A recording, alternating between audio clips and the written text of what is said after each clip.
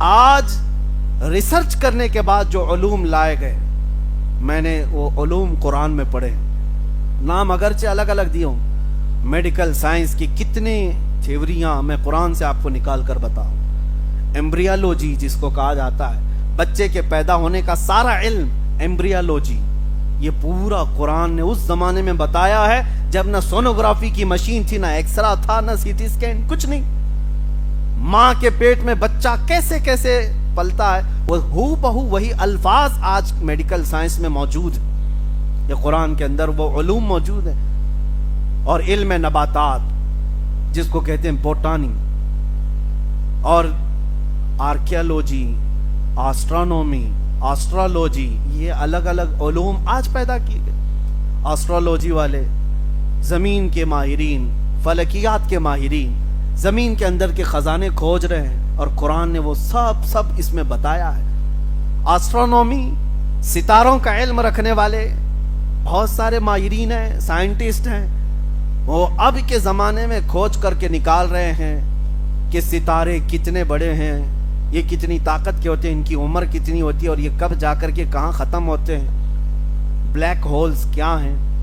ایک بہت بڑا علاقہ ہے بلیک ہول، جہاں ستارے اپنی عمر بتا کر کے جا کر اس میں ختم ہو جاتے ہیں، ٹوٹ جاتے ہیں، فنا ہو جاتے ہیں۔ یہ تارے جو دکھ رہے ہیں، سائنس اس بات کا شاہد ہے۔ آج انہوں نے اپنے آلہ جات سے یہ تحقیق کر کے نکالا ہے کہ یہ ساری چیزیں ہیں، بلیک ہولز ہیں۔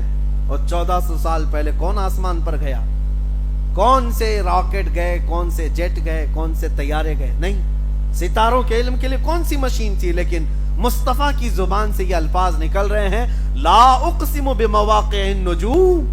اللہ فرماتا قسم ہے رب تعالیٰ کو ان جگہوں کی جہاں ستارے جا کر ٹوٹ جاتے ہیں۔ یہ قرآن میں موجود ہے۔ بلیک ہولز کو آج تم نکال رہے ہو۔ ریڈ سی کے اندر موجود چیزیں، اور اٹلانٹک اوشین کے اندر موجود وہ ڈارک سپیس جہاں سورج کی روشنی نہیں پڑتی، قرآن کے 18ویں پارے سورہ نور میں موجود ہے۔ جبکہ رسول پاک صلی اللہ تعالی علیہ وسلم کبھی اپنی زندگی میں سمندر کا سفر نہیں فرمایا، لیکن سمندر کی باریکیاں حضور کی زبان سے اللہ بیان فرما رہا ہے۔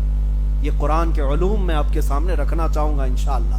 وجہ یہ ہے میرے عزیزوں، قرآن کو اتنا زیادہ تم ناانصافی کے ساتھ چھوڑ دیو، اس لیے ذلت اور خواری اٹھانی ہے۔ قرآن پڑھنا سیکھو، اور کوئی مشکل کتاب نہیں، بہت آسان کتاب، یاد کرنے کے لیے بھی آسان ہے، پڑھنے کے لیے بھی آسان ہے۔ آپ کو میں بتاؤں، میرے گھر میں موجود ہے 4.5 مہینے میں مکمل حفظ قرآن کیا ہوا۔ اگر اللہ چاہے تو سینے میں اتنی جلدی یہ قرآن کو اتارتا ہے۔ اور پڑھنے کے لیے آسان کتنا ہے؟ قرآن کہتا ہے وَلَقَدْ يَسَّرْنَا الْقُرْآنَ لِلذِّكْرِ فَهَلْ مِن مُدَّكِرٍ۔ ہم نے قرآن یاد کرنے کے لیے آسان بنایا ہے، کوئی یاد کرنے والا نہیں ہے۔ قرآن پڑھتے نہیں، ایک رکوع پڑھتے ہیں کہ تھک جاتے ہیں، بند کر کے چلے جاتے ہیں۔ تم نے کبھی سوچا ہم گھنٹوں موبائل چلا لیتے ہیں، اکتاہٹ نہیں آتی، سب کے میسیجز پڑھتے ہیں، فالتو میسیجز سب دیکھتے رہتے ہیں، لیکن قرآن پڑھنے میں کیوں دقت کیوں آتے ہیں؟ دل کے کالا ہونے کی علامات میں سے، دل کے